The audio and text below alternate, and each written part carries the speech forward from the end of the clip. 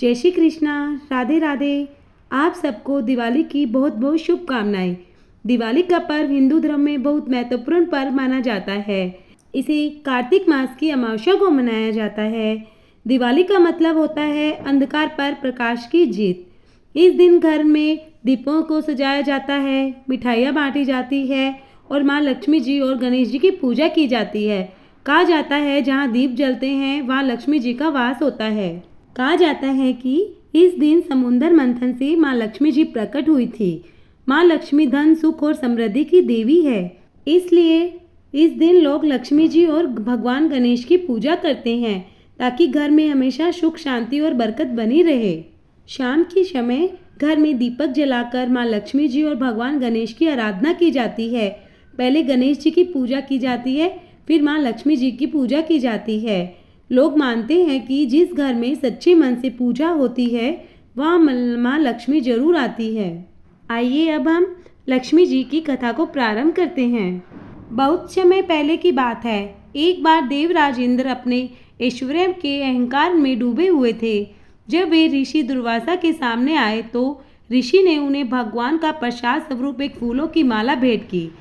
इंद्र ने उस माला का अनादर करते हुए उसे अपने हाथी ऐरावत के माथे पर डाल दिया।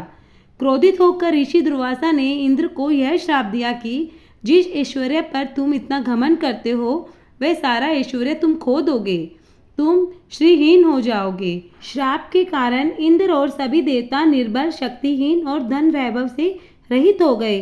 तब सभी देवता सहायता के लिए भगवान विष्णु के पास पहुंचे। भगवान विष्णु ने उन्हें एक उपाय बताया।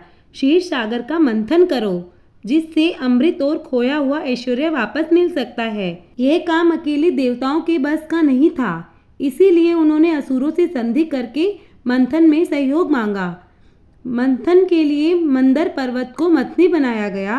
विशाल बासुकी नाग को रस्सी के रूप में इस्तेमाल किया गया, जिसे एक ओर से देवता दूसरी ओर से असुर खींच रहे थे। मंथन शुरू हुआ तो पर्वत डूबने लगा।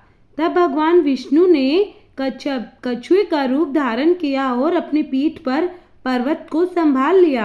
समुद्र मंथन से एक के बाद एक 14 दिव्य रत्न निकलने लगे। सबसे पहले हलाहल विष निकला, जिसे भगवान शिव ने पीकर अपने कंठ में धारण कर लिया।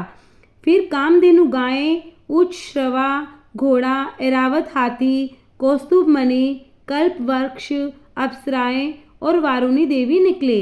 अंत में कार्तिक मास की कृष्ण पक्ष की अमावस्या की रात को देवी लक्ष्मी स्वयं प्रकट हुई। माँ लक्ष्मी कमल के आसन पर विराजमान थी। उनके हाथों में कमल का पुष्प था। वे अपने तेज से पूरे वातावरण को प्रकाशित कर रही थी। सभी देवताओं ने माँ लक्ष्मी की स्तुति की। माँ लक्ष्मी ने भगवान विष्णु को अपने पति के रूप में स्वीकार किया और उनसे विवाह किया। माँ लक्ष्मी इसी शुभ दिन पर संसार में प्रकट हुई और इसी दिन से उनके साथ ऐश्वर्य पुनः स्थापित हुआ। इसीलिए इस दिन को दिवाली के रूप में मनाया जाता है। माँ लक्ष्मी के इस दिन को प्रकट होने के कारण उनकी पूजा करने से घर में धन और समृद्धि आती है, इसीलिए दिवाली का पर्व मनाया जाता है। अब दिवाली की एक पुरानी कथा है, उसे भी हम प्रारंभ करते हैं। एक नगर में एक साहूकार रहता था, जिसकी एक धर्मपरायण बेटी थी। वह प्रतिदिन सुबह उठकर स्नान करती थी और पास के एक पीपल के वृक्ष पर श्रद्धापूर्वक जल चढ़ाया करती थी। वह जिस पीपल के पेड़ को जल देती थी उस पर माँ लक्ष्मी का वास था। एक दिन जब साहूकार की बेटी पीपल को जल दे रही थी तो माँ लक्ष्मी ने उससे कहा, हे बेटी, मैं तुम्हारी सेवा और पवित्रता से बहुत प्रसन्न हूँ, क्या तुम मेरी सहेली बनोगी? लड़की ने जवाब दिया, हे देवी, मैं आपके इस बर्ताव से बहुत प्रसन्न हूँ, लेकिन मुझे अपने पिता से पूछना पड़ेगा। घर जाकर उसने अपने पिता को सारी बात बताई। पिता ने तुरंत सहमति दे दी, क्योंकि वे जानते थे कि यह साक्षात माँ लक्ष्मी की कृपा है। इस प्रकार साहूकार की बेटी और माँ लक्ष्मी की मित्रता हो गई। कुछ समय बाद माँ लक्ष्मी ने साहूकार की बेटी को भोजन पर अपने घर बैकुंठ लोक में आने का निमंत्रण दिया। जब बेटी उनके घर पहुंची तो माँ लक्ष्मी ने उसे सोने की चौकी पर बिठाया, सोने चांदी के बर्तनों में स्वादिष्ट भोजन कराया और बहुमूल्य रेशमी दुशाला ओढ़ने को दिया। जब लक्ष्मी वापस अपने घर आने लगी तो माँ लक्ष्मी ने कहा, सखी, अब कल मैं तुम्हारे घर भोजन करने आऊंगी। साहूकार की बेटी यह सुनकर चिंतित हो गई।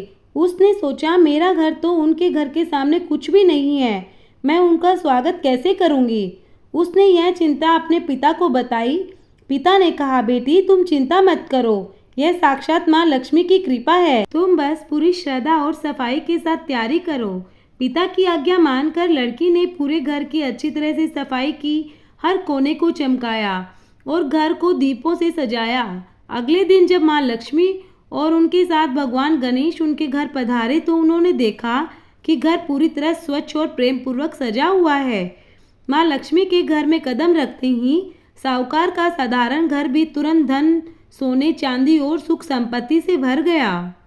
हे माँ लक्ष्मी, जिस प्रकार साहूकार को घर धन संपत्ति से भर दिया, उसी प्रकार सभी के घरों में धन संपत्ति भरकर सभी को कटाक्ष कर दो। जय हो माँ धन लक्ष्मी। आप सबको एक बार फिर से दिवाली की बहुत बहुत शुभकामनाएं।